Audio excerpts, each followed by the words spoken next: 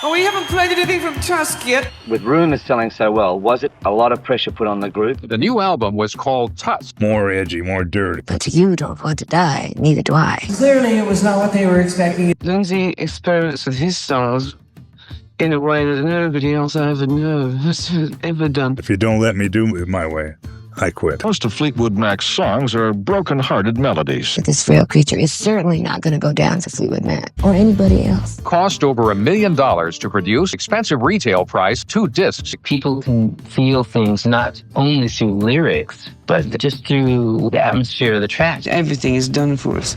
Everything. People are strong, people are weak, and that's the joy of having someone to bounce off. Find me the biggest brass sound that you can. Maybe the public needed something like us at the time. I'm just sick of 90% of the stuff I hear on the radio, and I think everyone else is too.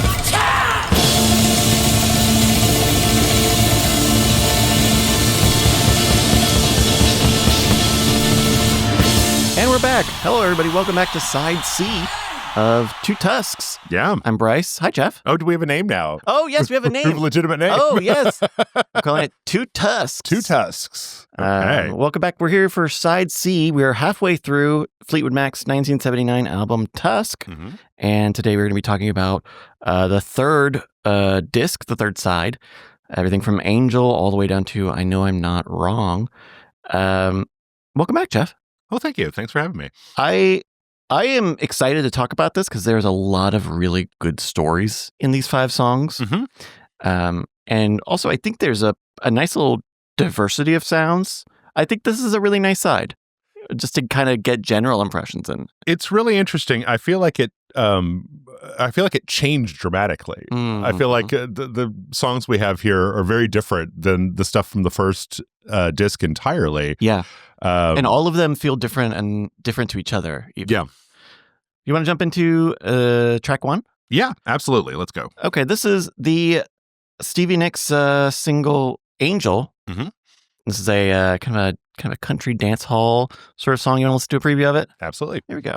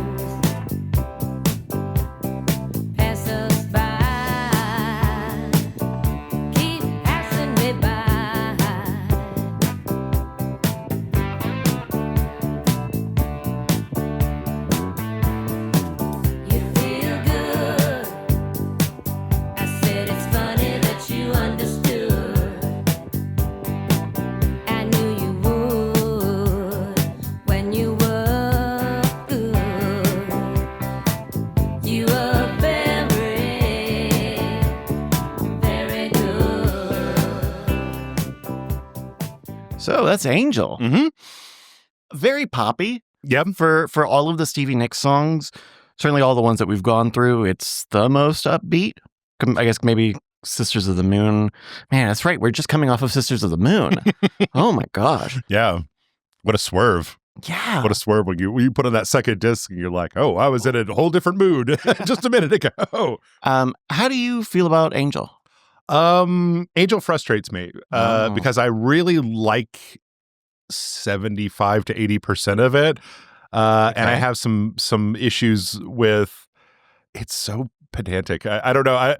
What? I don't know. When you listen to one song over and over again and you get really into it, you're just like, oh, I wish this one thing was like a little different. Yeah. And for me, it's the would it be like the bridge or the chorus, the rhyme between good and understood and good and very good. It's very good. Well, and the thing is that when I was listening to it last night and I pulled up the lyrics, the rest of the lyrics are incredible. Yeah. Like the ghosts and the fog, and there's all this stuff. And it unlike a lot of the previous Stevie Nicks songs that we've listened to, it's got a good tempo. A lot of the other musicians are getting to put in these little flourishes, especially at the end. And John's bass is all over this. Yep. Mick's drumming is there's like a little technique that he does kind of in between each phrase with the hi-hat where it's like a little fill, like a little very flourish. little half beat. Yeah. Mm-hmm. And I love it because I feel like this band likes to have fun. Mm-hmm. I think they do songs that are fun to do. I think there's a fun element to like, this is a fun song to sing. Yeah. You know, like I agree that especially those chorus lyrics are really simplistic. Right. Especially for a song called Angel, the fact that it's like 2/3 of the way through the song before we start talking about the angels, that kind of comes in. Like at first I was like, shouldn't this be called good? Like, shouldn't this have called very, very good or something? Like, and then of course, I don't know, this is a standard Jeff complaint. It's also like 6 minutes long. And I think that it is a little bit of a longer one. It could have probably been trimmed down a little bit. And one of the things that I noticed, because none of these songs have any, or a lot of them don't have any really significant musical changes in them. Like a lot of songs, when you listen to it, the chorus is like, a whole other thing. It's like you kind of have this one, a lot of CV songs are like this, right? I mean, Sisters of the Moon maybe is kind of the opposite, only because it's so like vocals, then music. It's very back and forth, where, we talked about with Sarah has this progressive style where it just keeps layering and layering and layering on and building up, but not necessarily changing like an act, I definitely feel that. This was one of the songs that they recorded while the film crew was in the studio. Okay. So there was like a Tusk making of this little mini film. And so Angel was one of the songs that they're tracking during that. And I believe it's this vocal take that we're hearing that they capture some of Stevie performing, along with like, there's this very kind of, there's this interesting moment where she and Lindsay are at a piano together and they're trying to work out the harmonies. And it's this very like kind of contrived setup. Like I would have thought that this was a skit almost, because it's her and him and they're playing together and he's trying to play out the harmonies, right? So what you can do on a keyboard on a piano is say, okay, this is the note, and then play like, okay, this is the next note up. We need this to be here. Right. So when you play them together, they're just the right notes for the harmony. You don't, because sometimes people can do it by ear or in their head. But so anyway, so they're doing this together, just them at the piano, and they're just kind of having this back and forth of like, well, I need to know what you're going to sing. If you're going to give me a part. And she's like, well, I just changed it. It's this very like kind of upfront, like, oh, how do you do? Well, it's funny because I didn't know if this was a good place to bring it up, but that actually works well. It's, again, I mentioned this last time, where it's very strange to listen to this album where I'm only listening to like 5 songs at a time. And I feel like that blocks those songs together. And with this side, I felt like the last side, everybody was, putting their laundry out on the table and really being upfront with how they felt. Yeah. This side to me feels an awful lot like kind of the period of a relationship where you're starting to really actually get over the strong feelings and things are settling into past the honeymoon phase. Yeah. Well, more past the breakup phase, where you're a little less hurt and a little bit more kind of coming back. I see. There's a funny story with Angel in the Get Tusk book. This was the memoir by Ken Calais and Hernan Rojas about Angel. And so they were tracking Angel in early April. April Fool's Day comes around, and they talk about the band playing little tricks on each other. And Hernan, the co-author of the book, the band, I guess, gets him to join in on the fun and play a prank on his girlfriend. And so his girlfriend, I want to say her name was, I don't remember it, sorry. Okay. But she was going to come into the studio, and the idea was she would walk into the room and see, oh, Hernan is like working with Stevie on Angel. And so she walks in and what Stevie does is this kind of like, oh, Hernan, I'm writing this song about you. Don't you get it? Like it's you. And it's a big laugh, and all of the band and even the girlfriend get like, oh, ha ha. That is how the brief relationship with Hernan and Stevie Nicks began. Oh. Yes. Okay. It went from, I'm joking about having a relationship with you. I'm joking unless you're into I don't know. Then I'm not joking, but I'm totally JK joking. and JK for SRS. And to kind of cut to the end of that, by the time when Tusk is done and the band is getting ready to perform, Stevie and Hernan kind of go their own ways. Okay. But it's just a very funny piece of the story that this song, which is like Stevie's kind of up song, she even talks about it in that documentary. Like, I wanted to have an up song. I wanted to have something a little positive, even though the lyrics are still pretty, not necessarily positive. They're kind of witchy, you know? Yeah. Like a ghost through a fog. Right? Yeah. Like a haunted hour. So Angel, I think kind of feels a little. When we talked about Think About Me, it's like some rockin' Fleetwood Mac. You kind of don't need to do too much with that. This is what I would have imagined a Fleetwood Mac song would sound like before we started this kind of strange experimental album. And also we haven't talked about this too much, but a very big brushstroke on this album of the country influence. Like, this is definitely a Western country dance hall style song. Yeah. What was it in the first side where there was a kind of the jug band-ish kind of song? Was that The Ledge? Was that The Ledge? The Ledge was kind of like that. No, never mind. Okay, I almost spoiled something. We'll just cut that. Okay. I almost spoiled something, and I'm glad I caught myself. Excellent. The Ledge kind of had some of that jug sound, and even like Save Me a Place, which is kind of that guitar ballad, has kind of that country twang to it. Yep. And so I think that's a really strong influence here in Angel, that after Tusk kind of goes away, there's not as much country in the rock and roll. Is it a thing where all musicians have one country like phase in them and they just have to get in? Some of them stay there. Some of them do. Not for. Right. I mean, this is an album from 1979, so their previous albums definitely have some country influence. Okay, but this one probably is stronger here even. Is that kind of the balance of folk rock is, sitting in the middle of country and rock, and sometimes it swings one way and sometimes it swings the other kind of thing? Yeah, I think that's a good nail on it. You want to listen to the alternate version of Angel? Absolutely. From the Alternate Tusk? Yes. All right, here we go.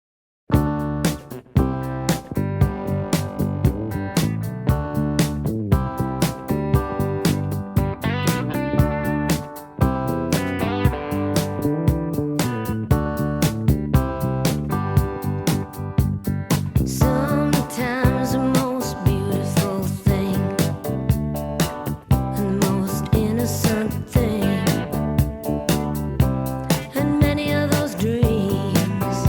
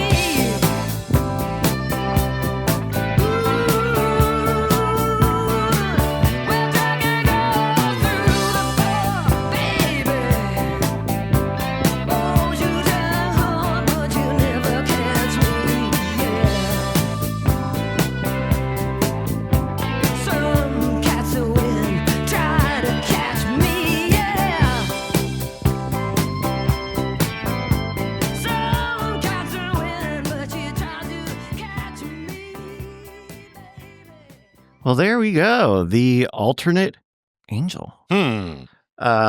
Most notably, a new vocal take from Stevie. Yeah. That is, I would say, in a lower register. It's definitely breathier. Mhm. In a lot of cases, it sounds more sensual. Mhm. In some cases, sometimes it's sensual. Sometimes it's like very sentimental or sweet. Okay. Kind of, I don't know.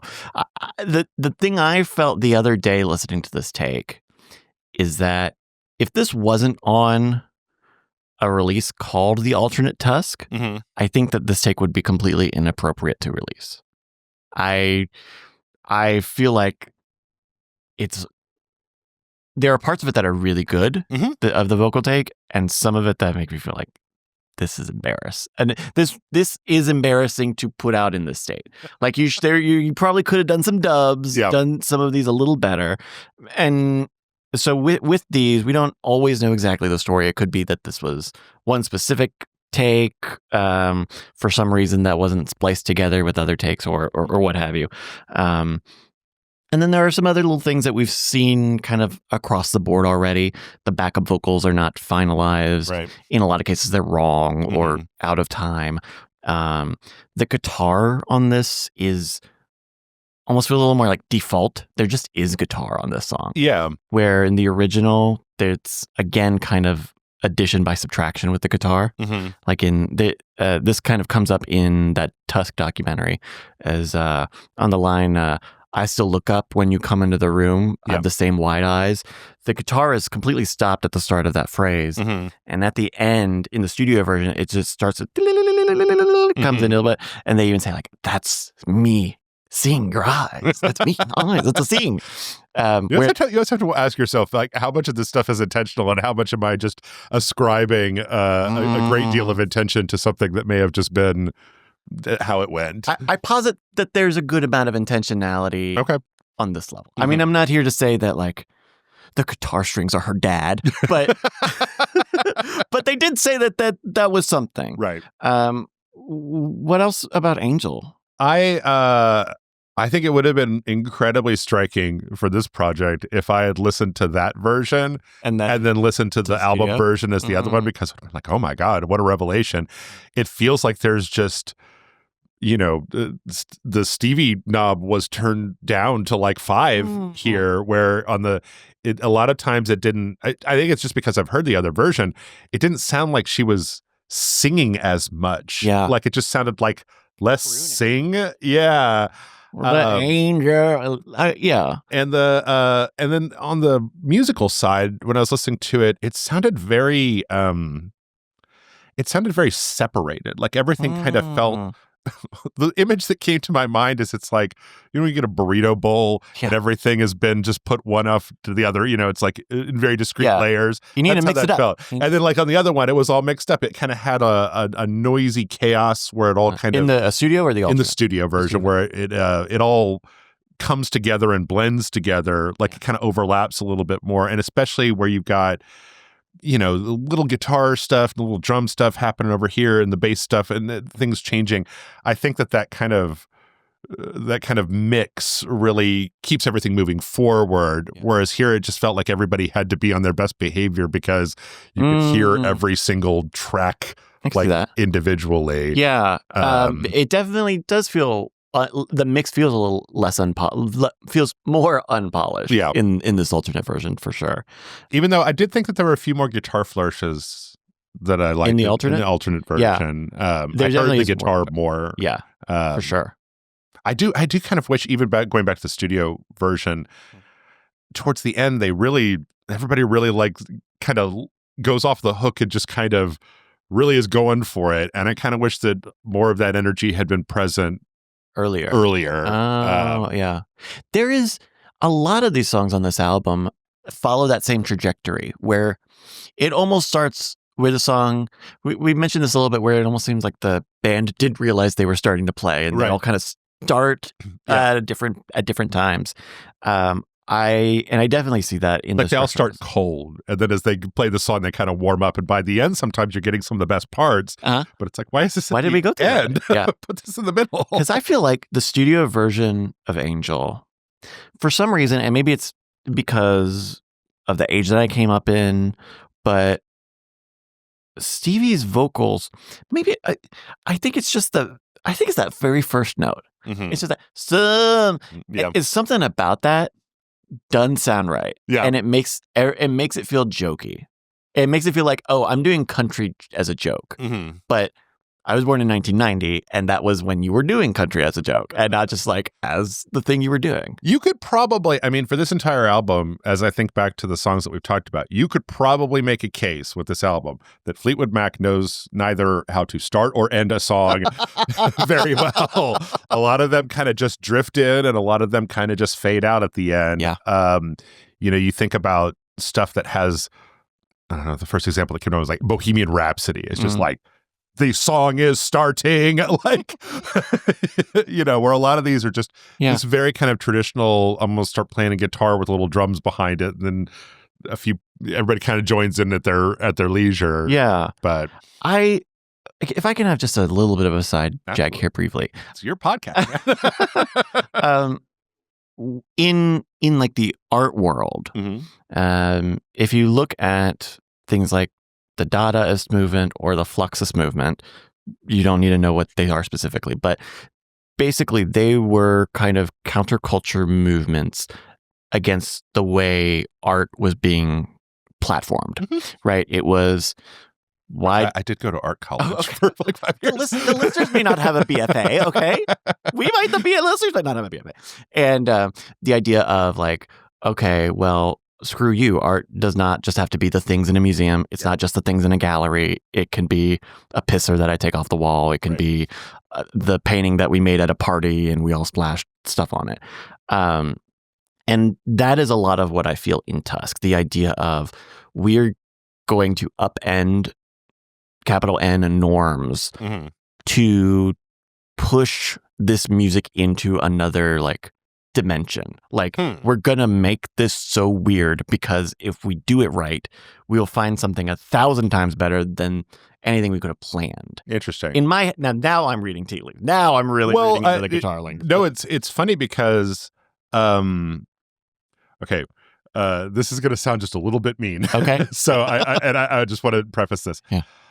I think that very well could be the case, but I think if that is the case, that Fleetwood Mac is not talented enough because most of these songs, we're not looking at atonal chord progressions. We're not looking at like, rhythm changes from 4/4 to 3/5 or like even 3/3 and kind of jazz. You kind of just get the sense of like a pop band gone mediocre, right? Or it's like what it feels like to me. And I feel like I can say this because I personally have done this when I went to art school.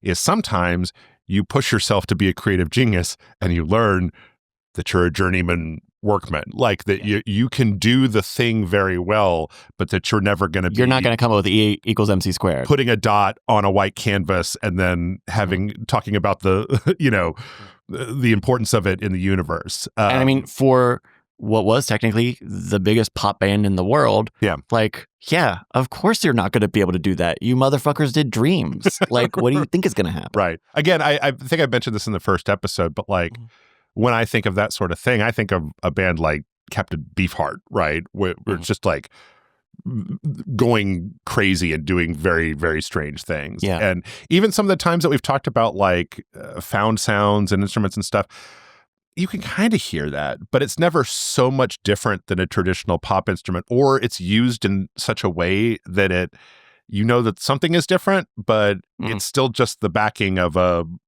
track. Yeah. Like last time we were talking about Not That Funny, and you were talking to me about how it was recorded in a prone position in this very, and you can kind of hear that, but it's not so much different.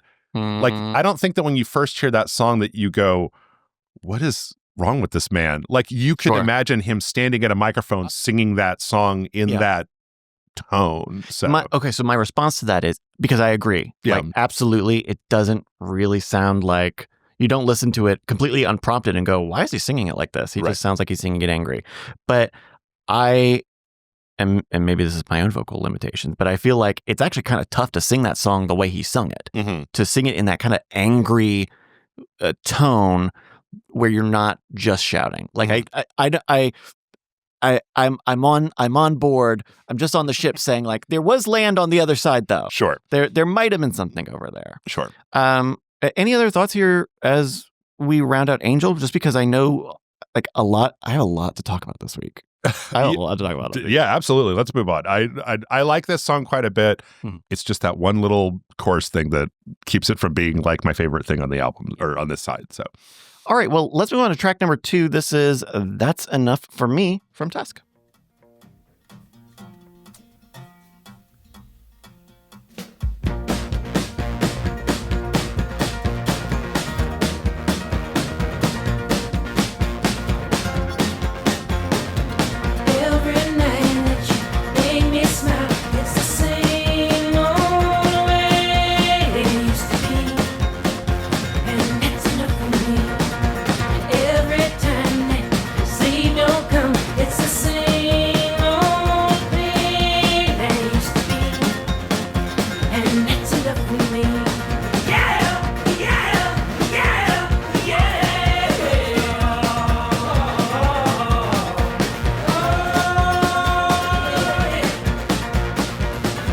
How about that for an ending? Yeah, there you go. Dun, dun, dun, dun. Even though as we started it, I was like, oh, here we go again. Wandered in. Very fuzzy, very fuzzy guitar back. Also, it's a pretty full track, but arrangement wise, it's pretty simple. It seems to be just guitar and bass and drum. Is there a banjo? Is that a banjo or is that a guitar in there? Sounds like a banjo. That's a great question. I want to say, with the techniques that they were using then, it would have been a guitar played and then sped up. Okay. To get that higher sound. It could have been a banjo. I know that Lindsay did have skills playing a banjo. He plays banjo in the 90s. But I think at the time it was kind of more of just recorded and then shrink it up because it's a really nice sound. It does sound like a banjo, but it almost sounds like a lute or something, like almost like an orchestral sort of like high stringed guitar. And I really love that high guitar on it. Like because there's no hi-hat, there's no ride or cymbal really to keep you going. That's like, to me, that's the little like eighth beat. You know, kind of, yeah, I don't know. And even the chorus of this where it's like, just shout. Yeah.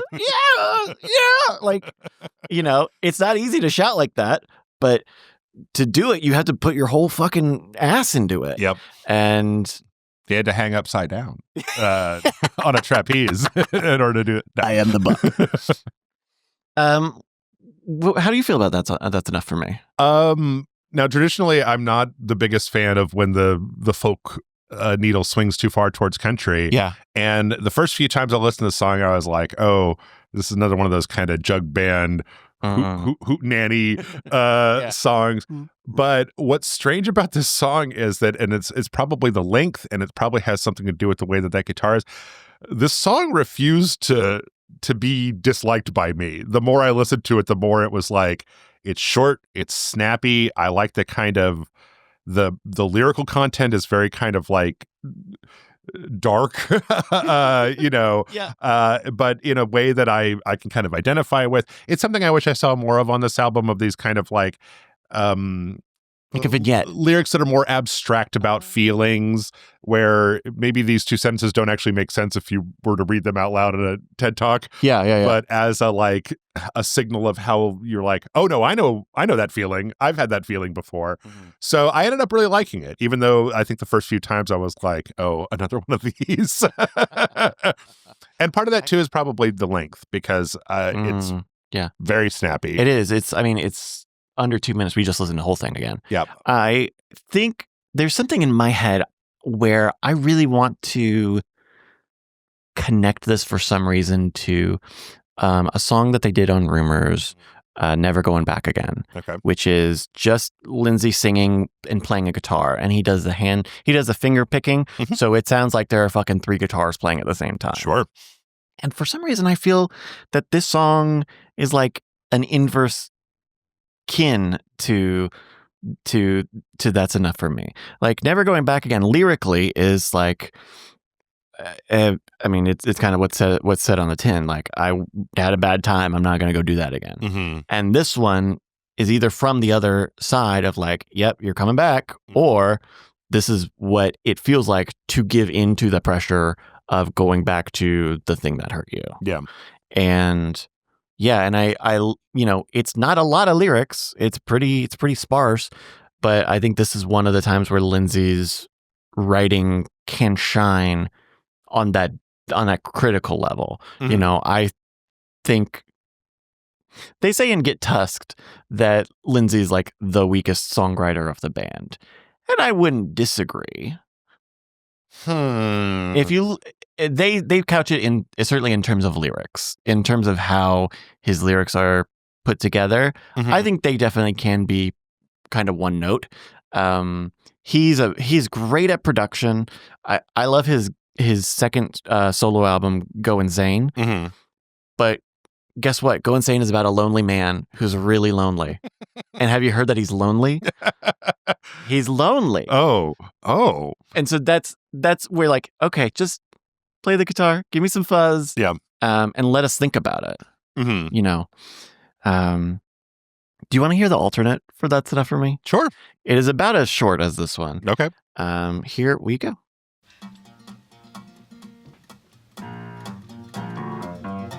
Shoot, that's fast.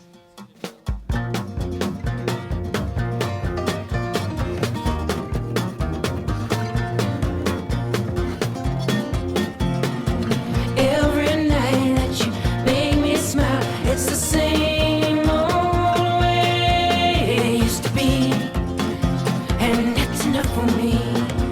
Every time that sleep don't come, it's the same old pain that used to be, and that's enough for me. Yeah, yeah, yeah, yeah, yeah.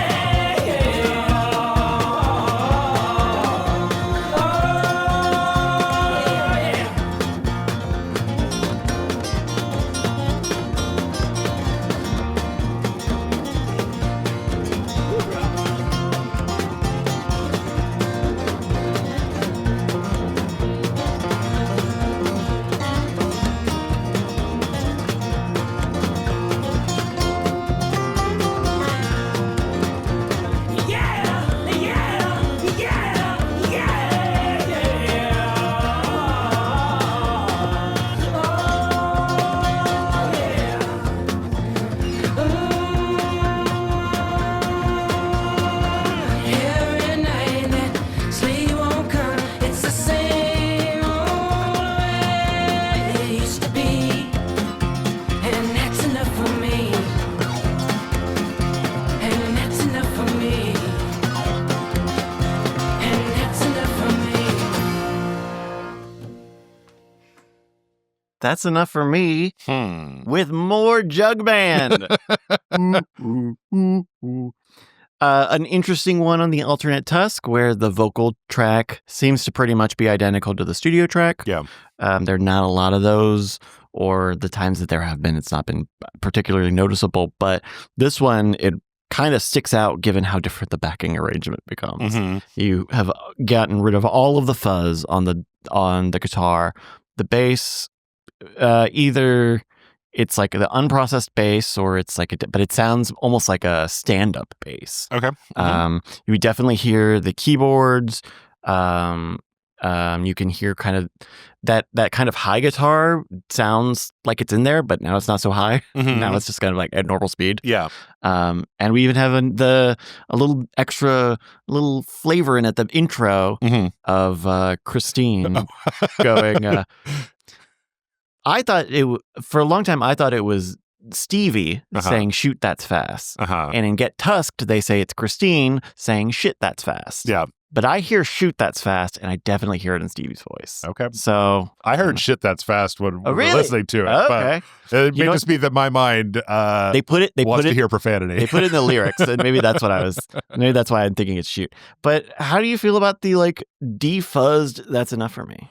I think it loses something. Like it's interesting. Out of all the songs that we've listened to the alternate versions for, this one to me probably sounds the most like what I would consider a demo. Like when you hear like unreleased, you used to get albums of unreleased stuff and you would hear like, oh, here's the demo version of this like popular song. And what always strikes me is it feels like, God, I don't know how to say this because I don't do as much audio production, but maybe this works when it sounds like there's more like room tone in there. Like you would maybe compress the waveform so that you didn't have anything but the music. So you were just focusing on the music. So what fills your ears is just music and lyrics. Yeah. Whereas in here, it sounded like emptier. It sounded like it was in a big room. And it was distracting. I think that's pretty likely. I mean, the studio version is so compressed. Yeah. And is so, all of the dynamic range is so squeezed out. But I think across the board, I mean, I've tried not to look at like the waveforms or match things up, or anything. But the one thing I have noticed in editing this podcast is that the alternate tracks are definitely less compressed. There's way more dynamic range. You could just fucking see it, right? And so I think that's part of it. And some of it just has to come from the changed arrangements with the instruments on that. Well, and for the song like this, I don't think it does it any favors. I think that having everything compressed into this like ultra flavorful like form, like it's enough to just. I feel like this particular song, you just get swept away by it. Like you don't have any choice in it. You're going along for the ride for 2 minutes. And with the other one, it's like it just felt sort of watered down, and it was kind of hard to. I don't think I would have liked it nearly as much. Like when talking about how I didn't want to like it, then I ended up liking it. I don't think I would have liked that alternate take as much. Yeah. Also, I think the drums on this are pretty different. I know that elsewhere on this album, they've done things where they've taken drums and processed them a lot to make them sound different or fuller or bigger. And this is one where I have to assume that it's so weird because the voice track is the same, and they don't always do that if they have a new voice track to use. Right. But this one does have like harmonies and has double vocals, so then maybe it's good enough to salvage. I'm just trying to figure out where it sits with the drums, because the alternate version, the drums are super light. It sounds like it's on a little kit with brushes or something. And then the studio version is bam, bam, bam, bam, bam, bam, bam, 100%. And I think that's just a little bit of a question mark, I guess, I've got on that, because it is so different. But I can see a world where they could say, like this alternate version is just the clean version of the studio. Or there's just less we turned the processing on, we threw the keyboards back in. Yeah. Maybe this was an early, some of these, it's like, maybe this is what the song looked like an early phase of an earlier stage, but maybe not a different demo. Or it's just an alternate take that didn't have any of the work that went into making the final version sound like it actually did. Like maybe this is what that version sounded like when it first was recorded, and then you go in and you work with it, and you work with it, and you work with it. What you get out is that kind of processed version. So that's certainly the story of a lot of the other songs here, including some of the other songs on this album. Yep. Including number 3. You want to move on to Brown Eyes? Let's do it. All right. This is another Christine McVie joint. And right before we get in, we're going to listen to the preview here. My recommendation for listening is listen for the guitar. Listen for the electric guitar and where it is exactly. Where along the arrangement of the song, is it in the intro, or is it there in the bridge? Is it there in the verse, chorus, etc.? Okay. Yep. All right. Brown Eyes from Fleetwood Mac.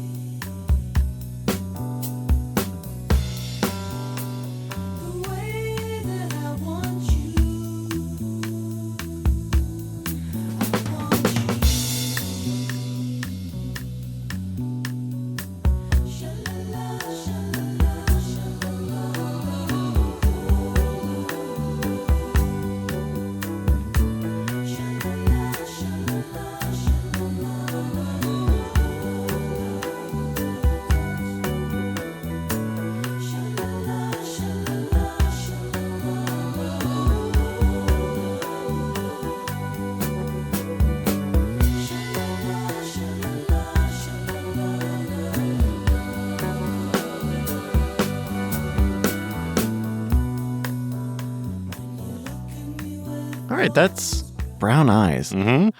I like that song a lot. How do you feel about Brown Eyes? The song frustrates me to Really? This is going to be one of those ones, I think, where you and I are opposite ends of the spectrum. No, Yeah. it's funny. I listened to this song a number of times, and every time I listen to it, I think the same thing. This feels like the 90-second intro before the song, before the drums and In the Air Tonight come in, and it turns into a different song. Like it feels like it's building to something, and then it sha-la-la-la, and then it ends. I'm not a big fan of the sha-la-las as a lyric. I think that that's 2 songs in a row where the chorus is just sha-la-la, sha-la. Yeah. I mean, at least and that's enough for me. It's like, that's a very Spartan song, right? So at least but it's shorter. It's 2 minutes. Whereas this one just kind of meanders along, and then we've got a lot of sha-la-la-las to meander through. And one of the reasons that's frustrating to me is because I have seen evidence that this band could turn out great lyrical content. I have seen that Christine McVie can turn out great lyrical content. I was just talking her up a minute ago. Put some lyrics, Christine. Yeah. And it's not like the background music. It's a very, I don't know, it's a very soothing song if that's what you're into. I'm usually looking for a little bit more. I kind of want the songs to punch me in the face. Sure. This is definitely not a like driving rock song. Yeah. Sure. Yeah. It's kind of a warm bath song. Yeah. Oh, yeah. It is kind of a seductive song with the lyrics. You know, with those brown eyes. What are you doing? Yeah. The guitar. We talked about the guitar just before we listened to it. It is pretty much not there until the chorus. Yep. And even when it's in the chorus, if you go back and listen, it's got a very like a wah-wah filter type of filter. It would have been a wah-wah back then. Now it's like we would call it like an auto filter. Okay. But the wah-wah-wah-wah-wah-wah, and the speeds are like very high. You can kind of hear not like a guitar solo, but some sort of melody during that bridge. But the wah-wahs are also kind of happening in time. Okay. So you get this very like, I'm moving my hand because I don't have there's just it's I don't know how to describe this. Yeah. It's so like with a wah-wah. Okay, what a wah-wah is. It's like a low pass filter. It's a filter basically. Yeah.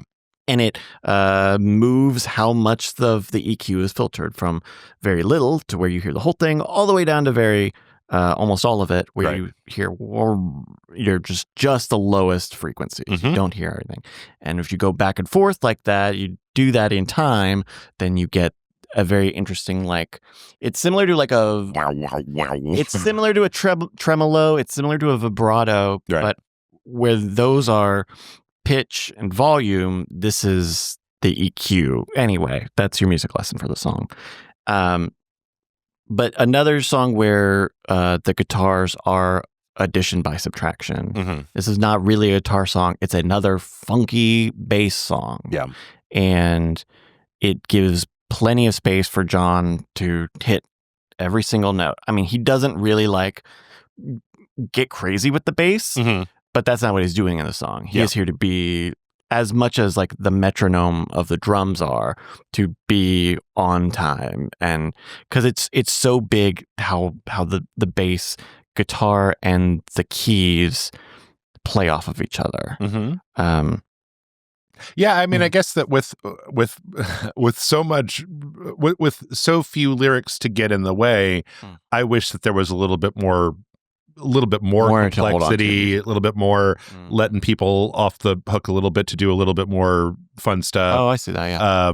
Like if the sha-la-la-las were like an every other line, and then you had a kind of a conversation between a guitar solo that goes back to sha-la-la or whatever, like I can think of a few ways that you could maybe jazz it up a little bit.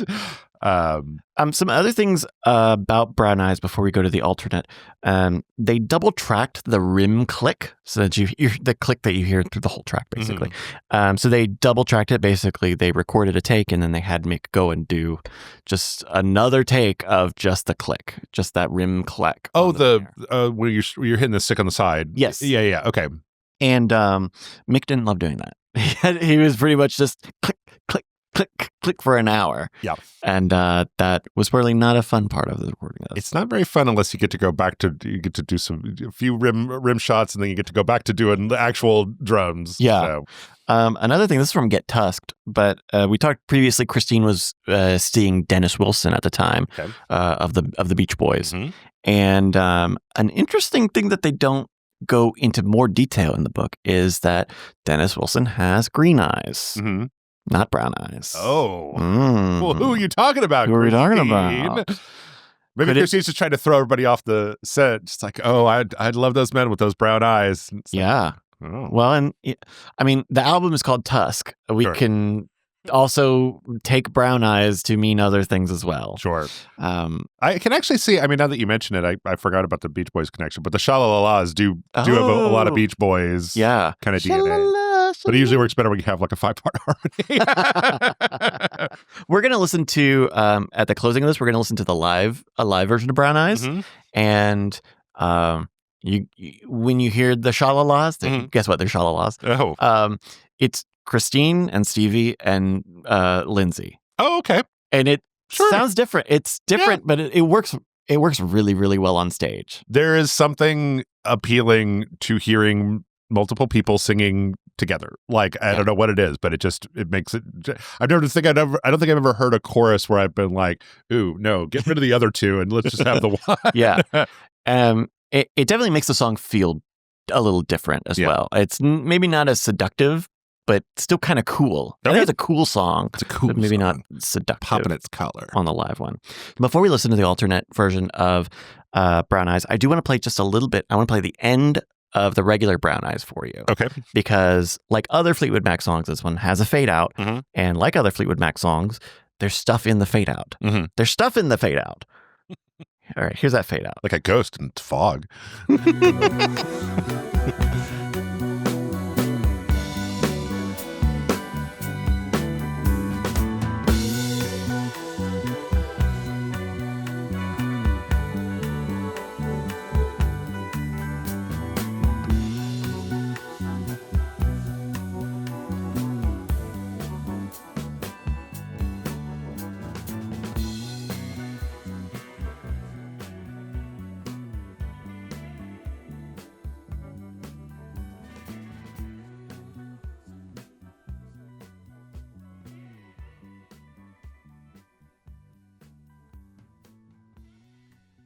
You want a little bit of guitar? I'm sorry. That's so funny because when you said that, it just made me think that a lot of these songs have been very just like, okay, just play the drums. You just play the beat.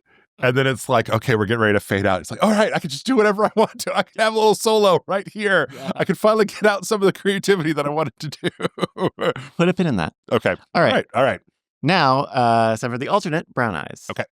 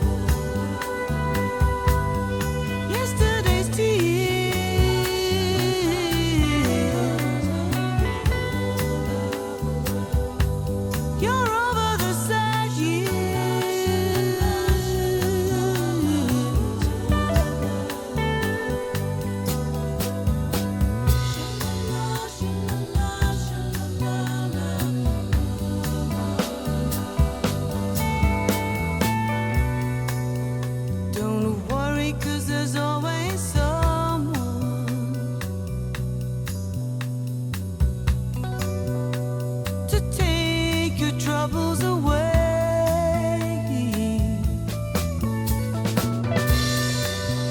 It's easier to share than worry.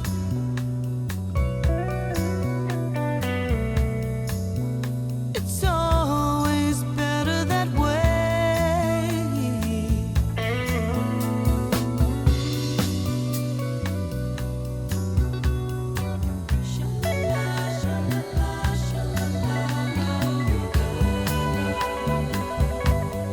Yesterday's tears,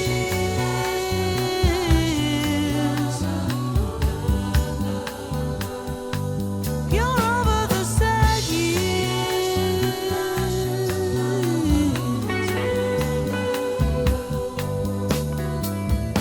want you to know, I want you to know, I want you to know I'll always be there.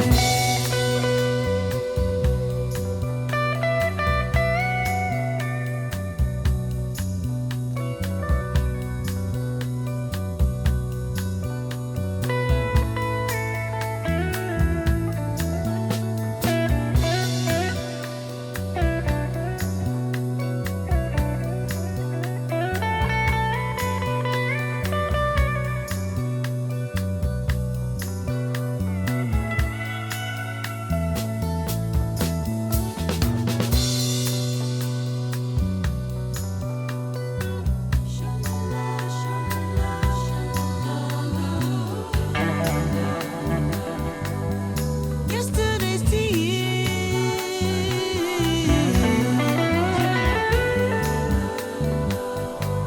you're over the sad years.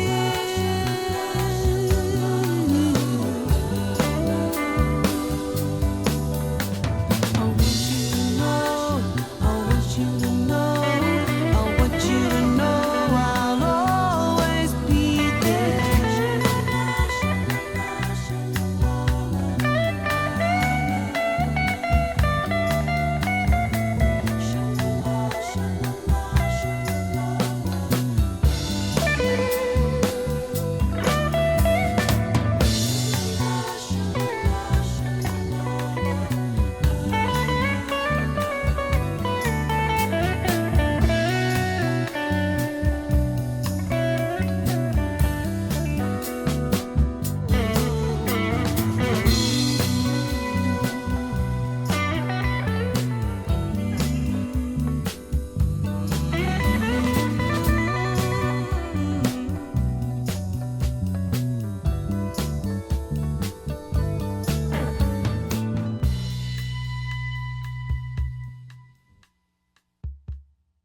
That's the alternate Brown Eyes. Well, where was this energy the whole time? That was amazing. Okay, let's play a quick game. Okay. There are three broad, general differences that I found that I think you could spot between that and the studio Brown Eyes. Okay. Can you take a crack at what those three things probably are? They will be pretty obvious. Okay. Well, obviously there's like 4 times as many lyrics as there are in the studio version. Brand new lyrics. Yep. A couple of lines in the chorus now. Yep. Some vamps at the end. Mm-hmm. Okay. Just yes. feels a lot fuller. Absolutely. I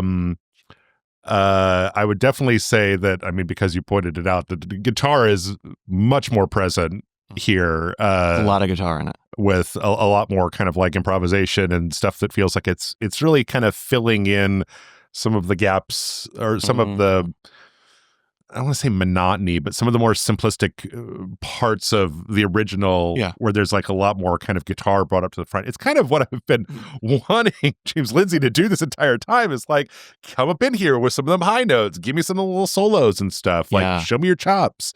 Also, I noticed a lot more, I don't know, just had a lot more everything. I don't remember, because I'll be honest with you, this was the song that I listened the least to on the album. Sure. So I'm not as familiar with it, but there was a lot more drums, and I don't know in the original version, I think that there were parts where we went from the kind of the rim hits to full on snare drums, but I don't know. Just everything in here was It's just a lot. There's a lot more. There's a lot more of it. Yeah. Yeah. Yeah. I mean, you basically got it. In fact, the only kind of difference would be that for some reason, Brown Eyes, the studio version of Brown Eyes, ends. I think it ends the same way as this alternate version does, in that it has some sha-la-las, and then there's a small phrase of just clicks to kind of wrap things up. But I think the fade out is so heavy on Brown Eyes, the studio version, you don't hear it. Whereas here, you basically don't have that fade, and I think you hear it all the way to the end. So good catch on all of those things. I've got a lot of story behind Brown Eyes that you would never have known. Okay. So I'm not going to hang that over your head for not knowing.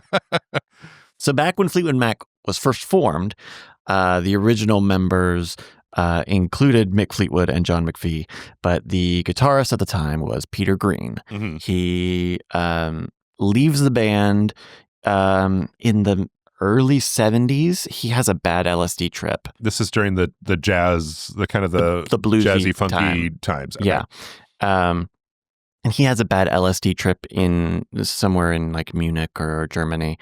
And he's kind of overboard at that point. And so that leads to Fleetwood Mac looking for new guitarists, ultimately getting us to Lindsay and Stevie joining the band. Okay.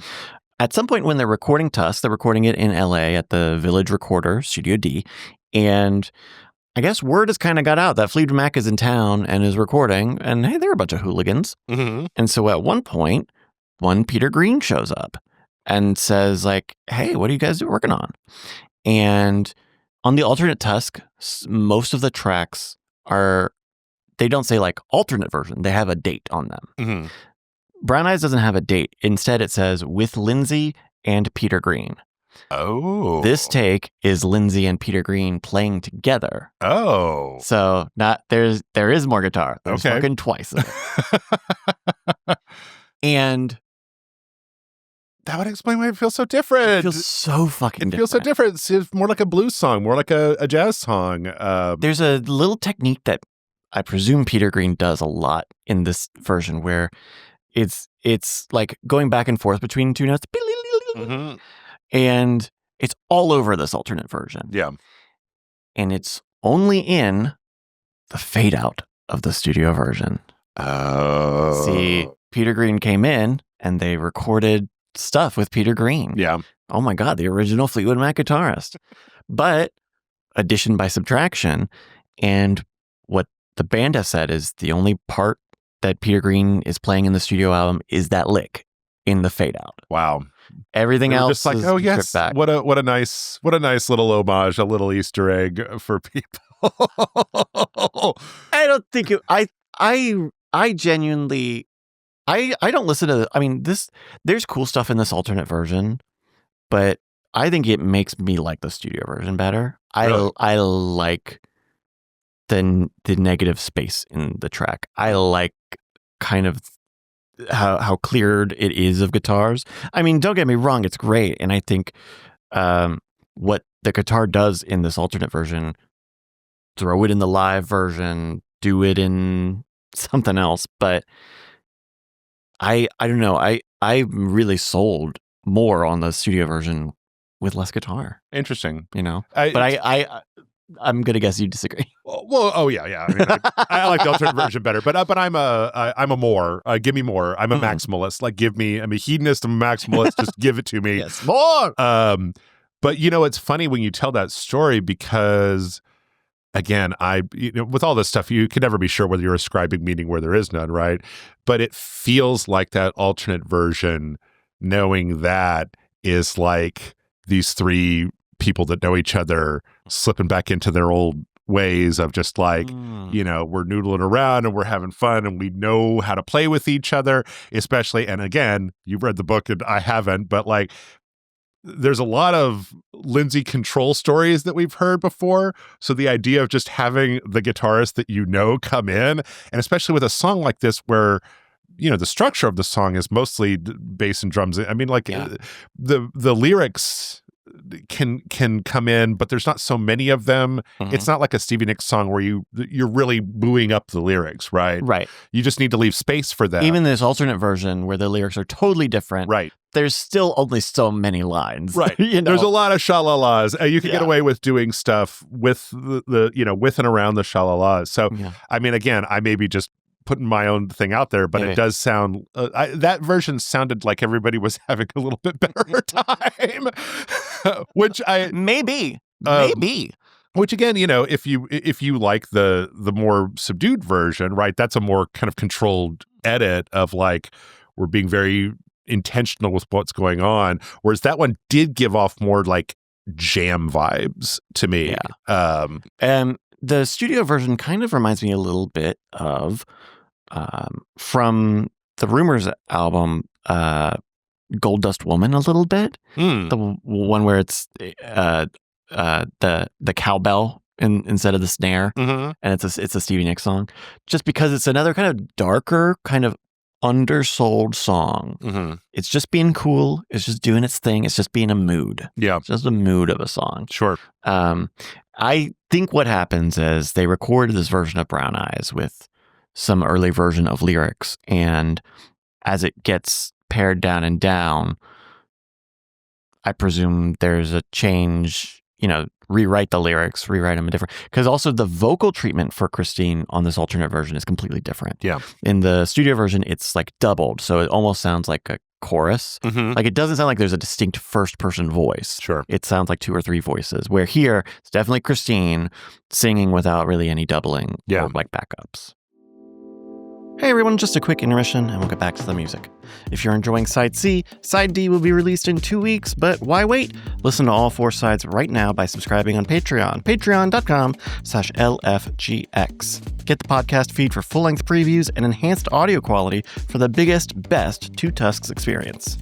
My name is Bryce Castillo. Check out the marbles racing streams I do at the website marbles.win, or follow me on Twitch at Brycas, BRYCAS, to join in on the fun every Thursday night. My co-host is Jeff S. Thank you to him for joining me, and please show him some love over on Rage Select, where he's been covering new video game releases for over a decade. That's Rage Select on YouTube or RageSelect.com. You're listening to 2 Tusks, hosted by Bryce C. and Jeff S., produced by Bryce Castillo. Fleetwood Mac's music, including Tusk Deluxe and Live Deluxe, are available everywhere from Warner Records. Now, back to the Tusks. Got on, baby, won't you check it and see? You got a fever, it's 103. All right, 3 down, 2 more to go. Yep. Why don't we jump into Never Make Me Cry? That sounds like a good idea. This is another Christine song.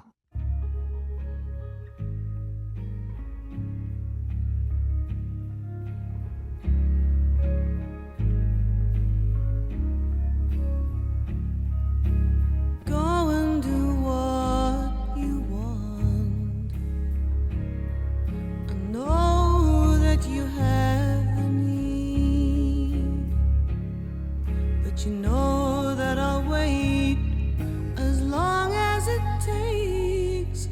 And you'll never make me, you'll never make me, you'll never make me cry. Now I may not mean a beautiful Christine McVie ballad. How do you feel about Never Make Me Cry?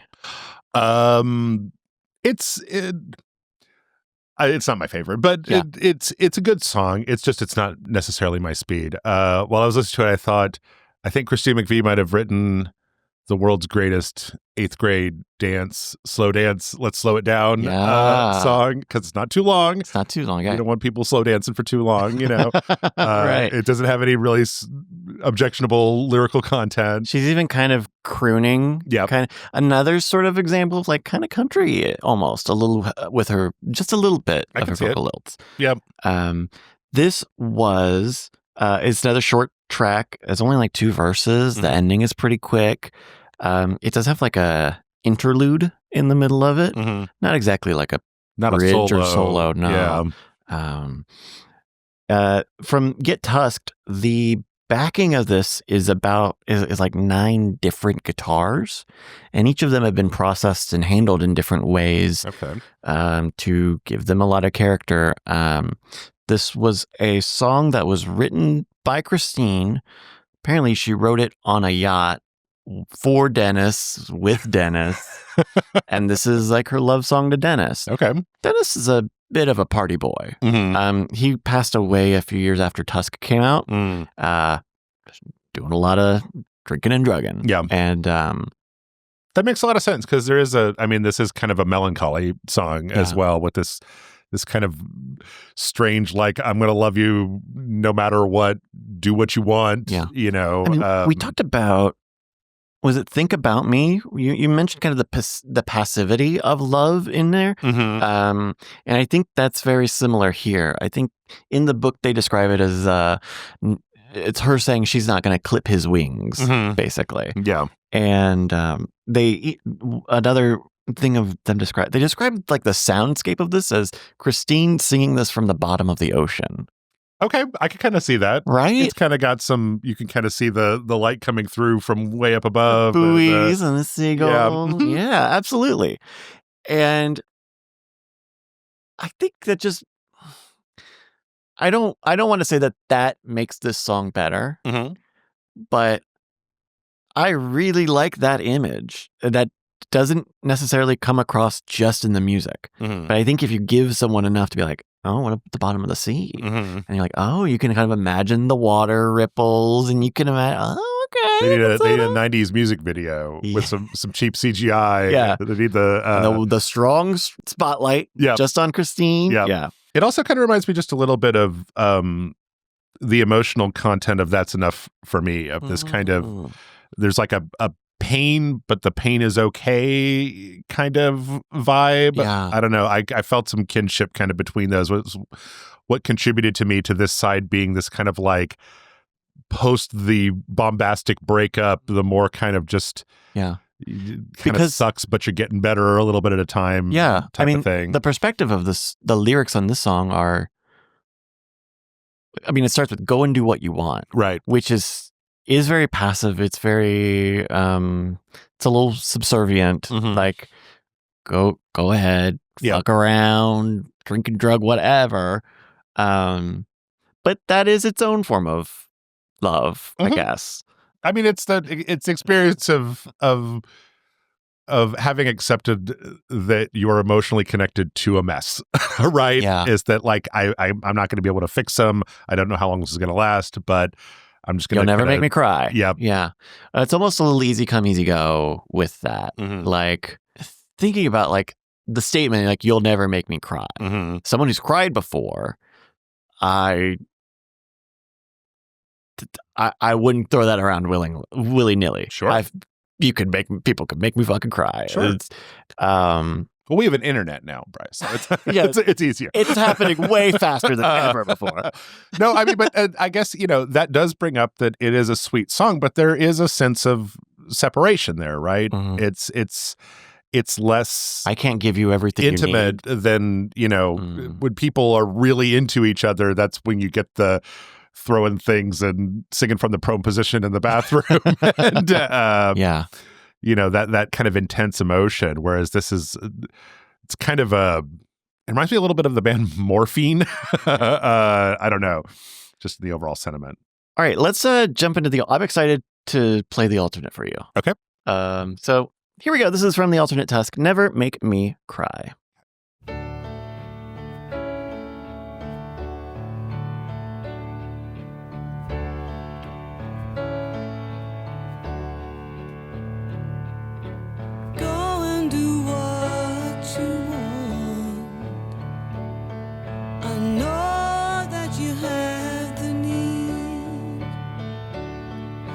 Know that I'll wait as long as it takes. If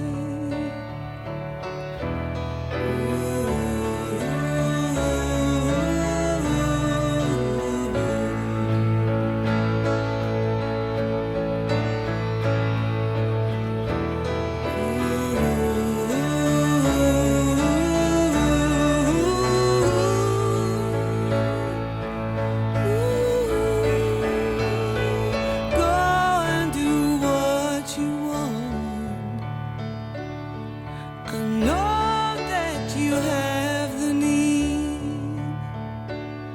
So don't worry, baby, I'll be alright.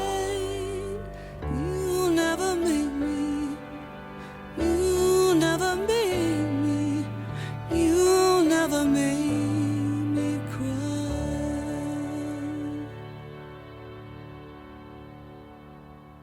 The alternate, never make me cry. Interesting. That's really interesting. Yes! I think that's the reaction. I've got a lot of thoughts about that.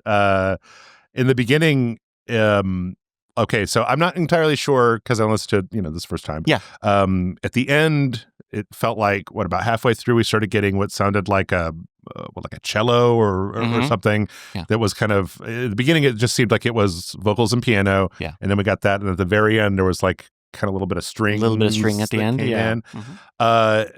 Before any of that came in, my first thought was like, this is what was written on the yacht in front of the piano, right? Yeah. It didn't have all this other stuff. It was just this person singing.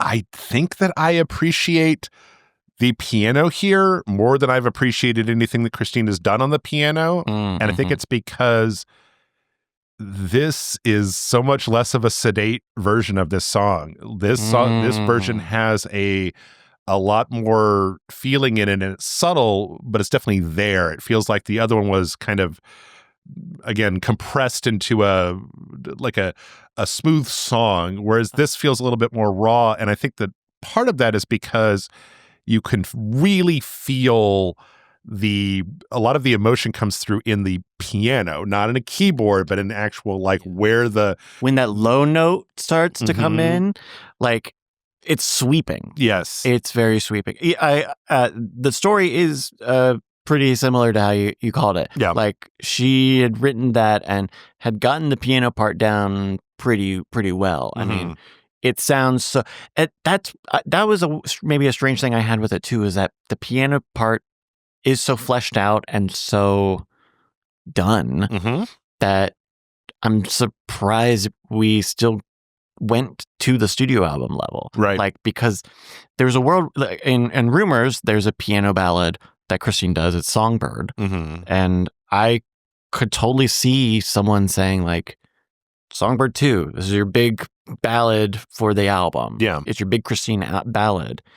But I really do appreciate taking the vocals out of that piano accompaniment and just highlighting them.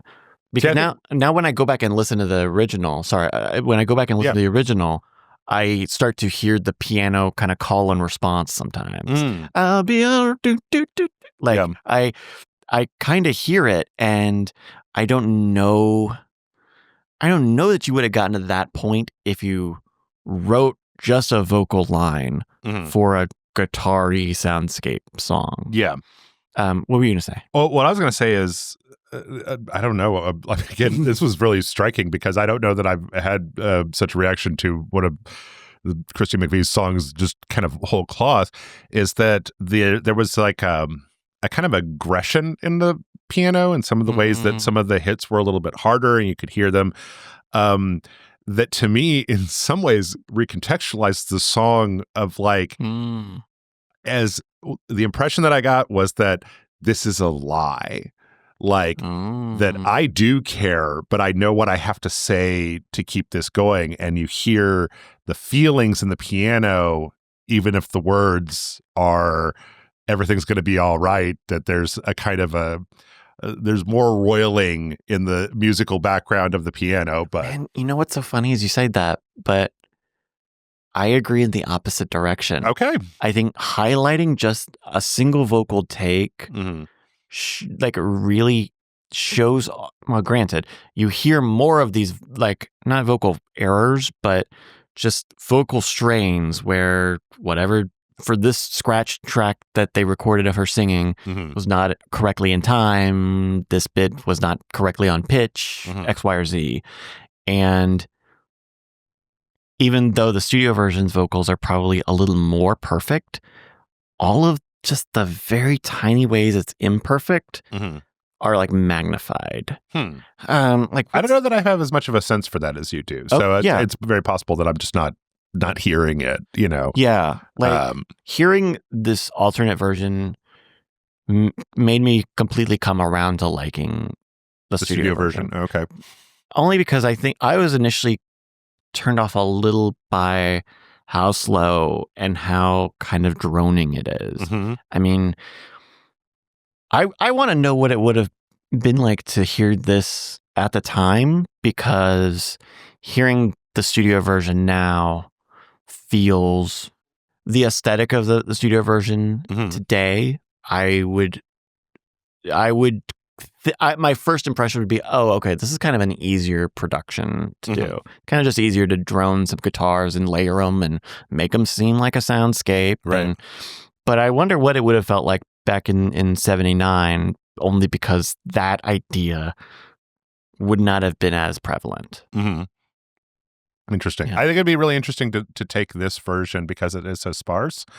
And then if you could get like a karaoke track of the original version to put this with just the vocals and the piano over the actual musical backing and see what you ended up with. If like the droning that you talked about got a little bit more broken up with the more imperfect emotional piano parts, to give it a little bit oompier of a hit. Yeah. So I don't have an answer for this. This isn't really talked about much in the Get Tusked book, but I would love to have been a fly on the wall for the conversation of going from the alternate version to the studio version. Yeah.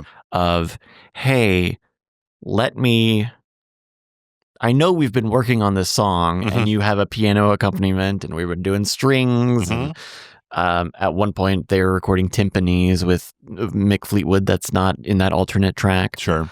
And then to say, hey, let's try it a different way. And they make it sound like, it's not like Lindsay shows up one day with this backing track. Like they do work on it for a good bit. So I want to know how you get there. Yeah.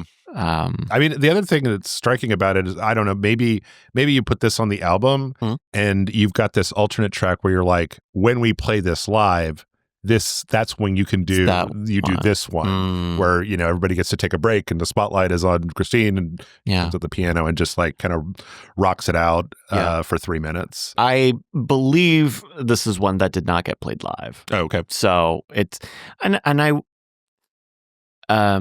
talked about go insane a little bit earlier from Lindsey Buckingham, but I feel like a very similar thing happened with this and with that album, which is he didn't really tour that album live, much of it, partly because like the synths and the production stuff he was doing, you couldn't do live without a bunch of extra people manning a bunch of big synths like and shit. 3 drum kits and 4 keyboard players. And so I could see that happening here where they're like, well, we could do a piano version, but when people come to see Fleetwood Mac, they want to see Songbird anyway. They don't want Never Make Me Cry on the piano.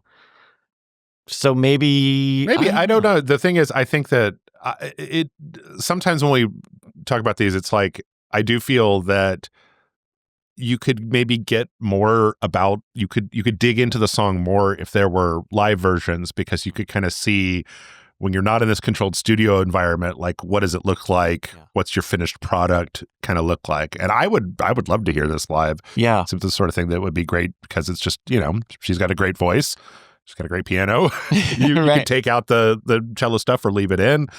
But kind of a shame that there's not a live version. All right, so for track number 5, our final one here from Side C, I Know I'm Not Wrong. You ready to dive in? Let's go.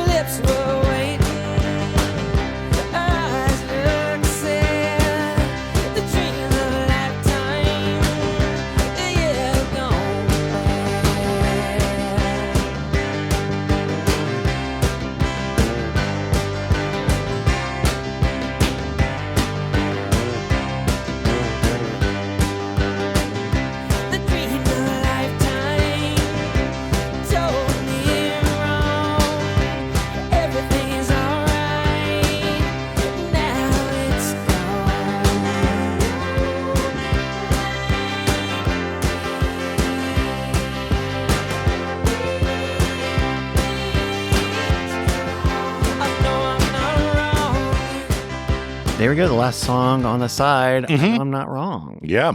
A poppy song from Lindsay. Mhm. Kind of, is that full length? It's about 3 minutes. Yep. How do you feel about I Know I'm Not Wrong? Far and away my favorite thing on this entire album So far, really? so far. Wow, yeah. And it took me a little while to figure out why. Like I was listening to it and I was like, I really like this. And I was like, is the lyrics? And I was like, the lyrics are okay. I mean, when he's having himself a time again. Yeah. Hey, guess what? He's lonely. That's right. Well, I guess he's not wrong. At first, when I listened to this, I was like, oh, it's not funny too. That's interesting. We've got a second It's Not Funny song on. Yeah. But the thing is that when I went and listened to it over and over again, and I started listening to the way that the whole musical kind of soundscape was set up and the structure of the song, this is like a 90s college rock song. Like it reminds me of the music that I love from my teenage years. Sometimes I was thinking this could be They Might Be Giant song. Sometimes I was thinking this could be a alt rock college, 120 minutes on MTV song. Yeah. This could have been from a lot of different bands, and it's so different because it's got like all the problems that I have with a lot of the other songs aren't here, where musically it's really interesting. You've got that, it sounds like almost like a harmonica, that keyboard part that comes in. The drums are like dynamic, but they're not jazz drums where they're doing like fills or anything. They're just solid. The lyrical content is kind of abstract, but you have a lot of catchy, guitar. A lot of guitar. Yeah. Yeah. I really like it. I really, really dig it. So I Know I'm Not Wrong was one of the earliest songs written for Tusk, and it was one of the last songs finished and finalized. Okay. I guess it was kind of a frustrating process for Lindsay to figure out what this song would sound like. When they re-released Tusk with a demos disc, that demo disc has, it's got, different versions of a lot of the songs. Sure. And then about 6 different versions of I Know I'm Not Wrong. But if you have 30 minutes, it's a fun little journey because it starts you from the demo, which is all instrumental. Yeah. And it's got kind of a little, almost like a chintzy little guitar, and that harmonica bit is played on like a toy piano. Okay. And you go through a few different versions. You hear some pretty different takes. Some of the lyrics change a bit, but it's a really fascinating process. And I think it's really interesting that you have that reaction to the song. Not because you've done anything wrong. Well, I know I'm not wrong. And it's not that funny. It's not that funny.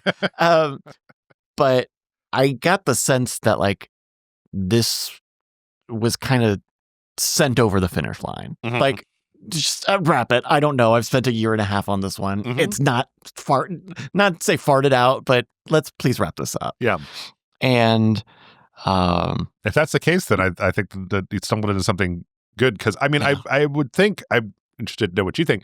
I think this sounds radically different than even the more pop centric stuff on this album. Yeah, that strange keyboard and just like the way that the whole band is mixed, it feels to me a lot more modern than some of the other stuff that's on here. Yeah, like more experimental, more of something that you got from a later era of music than some of the other stuff. We talked about that harmonica a little bit, and it is a harmonica. It is a harmonica. Okay, but it sounds fucking weird, right? Like a distorted harmonica.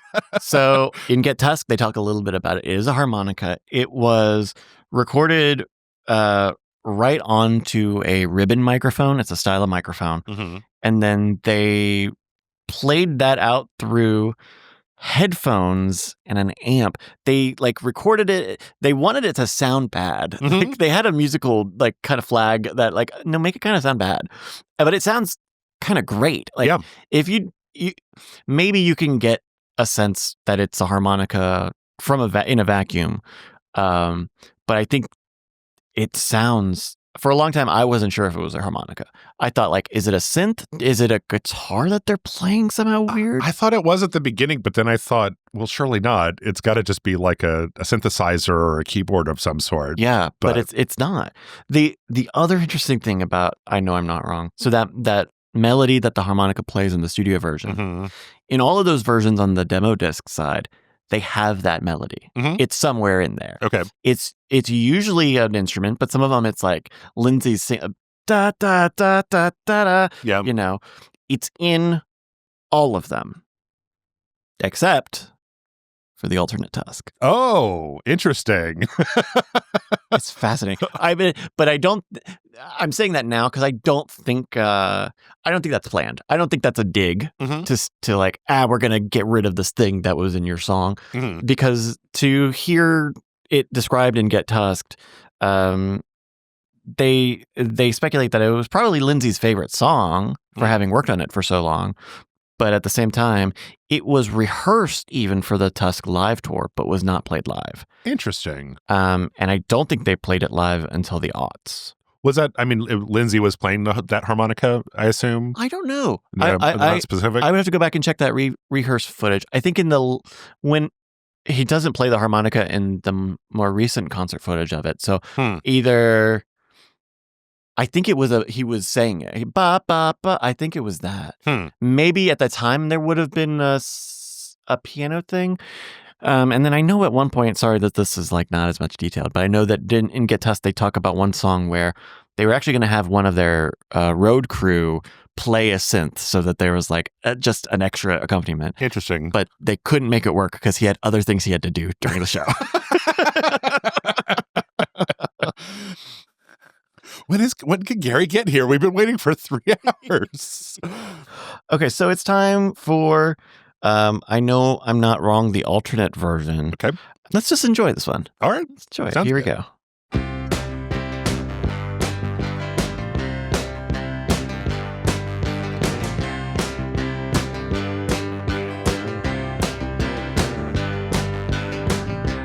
Lips were waiting, eyes look sad. The dreams of a lifetime, yeah, gone bad.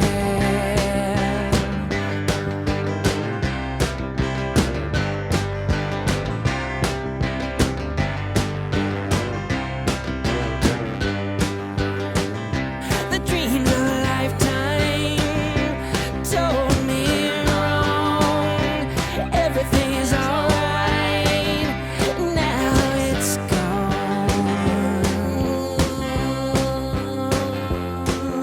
I could be strong.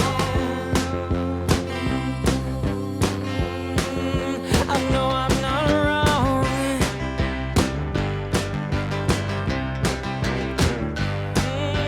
Here come the nighttime, looking for a little more, waiting on the last time, somebody outside the door.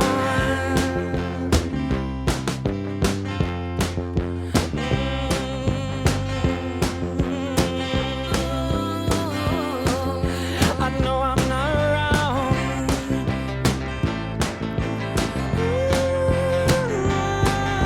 The dreams of a lifetime. The dreams of a lifetime. Eyes look sad. Lips were waiting. Her eyes look sad.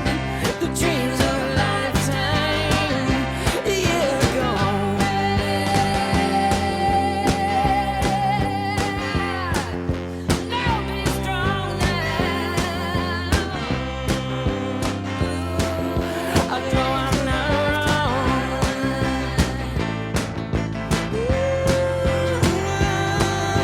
Dreams of a lifetime.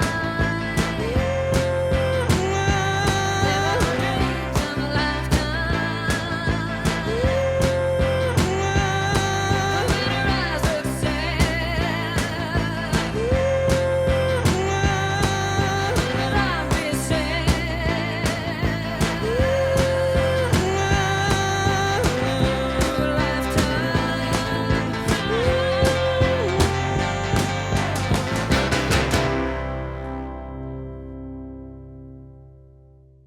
The alternate. I Know I'm Interesting. Not Wrong. Very interesting. Right? Yeah.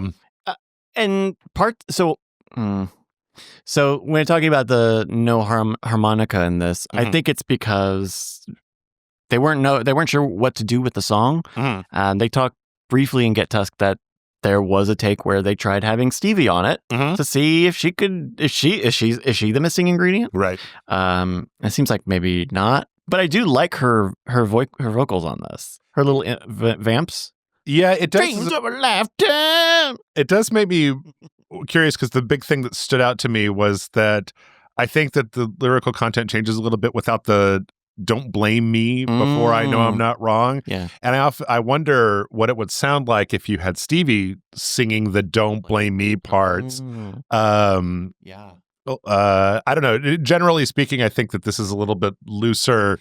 This tends a little bit more towards some of the production stuff that where I want more. Yeah. And I chalk that up to being not finished. Yeah. Right. Like even the "don't blame me" part, like maybe they just knew that would be something they dubbed in. Right. Right. Because there's the extra line or the different line of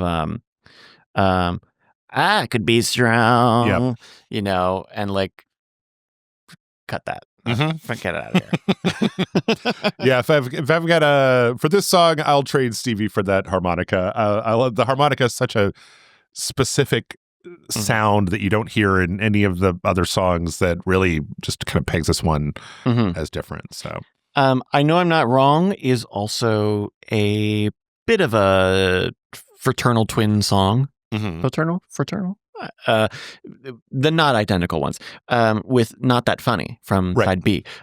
Both of them originally started as a demo called Pins and Needles, and then they sort of split into their own songs. But they both have a "Here Comes the Nighttime" sort of line, as well as somebody at the "Don't Blame Me." The "Don't Blame Me" part is also in Not That Funny. The "Somebody Outside the Door." Have we talked about this? The line "somebody outside the door." I think we did last time. Yeah, Lindsay and Carol, his girlfriend at the time, their home got invaded. Right. And yeah, I remember and he had some agoraphobia about that. So that's interesting that bled into both of these two very different songs. I don't know that I have a lot of I may not want to, but I have a lot of I sympathize a lot with Lindsay about getting focused on specific concepts or specific ideas and then just kind of running around them just constantly, in different iterations, for better or worse. Sometimes you get a hold of something and it's a great topic that fulfills you. And sometimes you kind of get manically attached to something and you can't let it go. So, yeah. And I almost wonder if like that, is directly on top of the theme of this of the song, right? Like the one thing I will say about Lindsay's writing, despite being pretty simple, is it's really straightforward and it will cut to the meaning, even if cutting to the meaning is, I think, embarrassing or maybe a little bit of conflict, right? To say, "I know I'm not wrong," is again kind of a bold statement. Like, hear me out. Trust me, I'm doing this. We're flying. Let's go, Louise. Yep. And especially when it comes right after "Don't Blame Me," I know I'm not wrong. It's a strong statement right there. Yeah. And then it begs a further question of, well, what is it that you're not wrong about? Right. Because is it the album? Because the album is obviously temperamental. It's obviously a wild card at best. Is I Know I'm Not Wrong, the song, a defense of Tusk as an album of Lindsay being like, "I did all this and it was my vision and I am not wrong. You're wrong. Shut up." Or potentially it could be, "I know I'm not wrong with the decisions that I made. Sure. I know I'm not wrong to break up with Stevie or to work through XYZ issue with Carol." And then in that case, like, okay, actually maybe it's a little more abstract. I'm emotionally not wrong. Hey, we're not together anymore, but that's the right call. Right. That I'm not wrong. I know I'm not wrong. I'm not right, but I know I'm not wrong. Yeah. Any other thoughts here on "I Know I'm Not Wrong"? I think another disc side end. Yeah. It's I think this is the first time that my favorite song from one of these sides has been the last one. So I think it's fun. I was just chomping at the bit to talk about this one because I really like it. Yeah. Like, I'm interested once we get done to make a 6-song EP of like my favorites from Tusk. Yeah. See how I feel about that as opposed to just the whole Odyssey. Yeah. Like hour and 30 minutes of all 4 sides. Yeah. All right. Well, we're going to close out with a special cut. We're going to go with a live version of Brown Eyes. Okay. This was on Fleetwood Mac Live Deluxe, and then it was also included in their most recent Mirage Tour 82 live album. So it's on both of those. Here is Brown Eyes from Live. A live fade out. Difficult to pull off, but this is one where it kind of works. Yeah. Kind of fun little flavor on the live version there. Absolutely. The shalalas feel different. I think you can, granted, this is from, when would this have been? 82. So it's a few years later. Lindsay's voice is a little more mature. Stevie's voice is settled in a little bit more, but it's great. I think if it's interesting as a live song. It's not a live classic or a staple of theirs. But it's just moody. It's a good mood. I think a lot of the songs that I've been less than enthusiastic about, I would always be really interested in listening to them live because I think that sometimes too much production can get in the way of feeling it. And when you're live, that's kind of the ultimate, you're feeling it. Like they're standing there, they're doing it. And it probably wasn't until the 90s, or I guess the later 80s when Lindsay left, that up until that point, it was pretty much a 5-piece band on stage. And so I think like that's why a lot of Lindsay's songs from Tusk play really well on stage because they get equalized a bit. And I don't know. Some people don't like live versions of stuff. Maybe it's just Fleetwood Mac. Maybe just Fleetwood Mac is a great live band. We'll do a live band podcast next. Possibly. All right. We're going to take you out here with the live version of Brown Eyes. Thank you for listening. Thank you, Jeff. Thank you. Look at me with those brown eyes.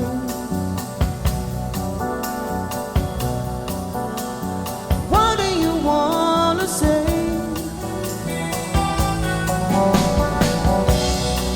And are you just another liar? Or will you take me all the way? All the way. Sha-la-la, sha-la-la, sha-la-la-la-la. Sha-la-la, sha-la-la, sha-la-la-la-la. Sha-la-la, sha-la-la, sha-la-la-la-la.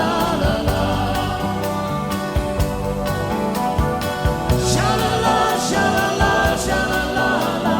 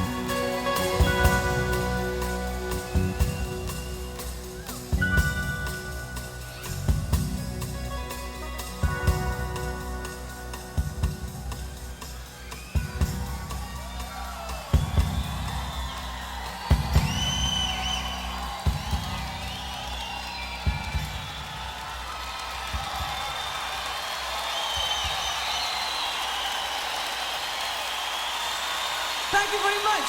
Thank you.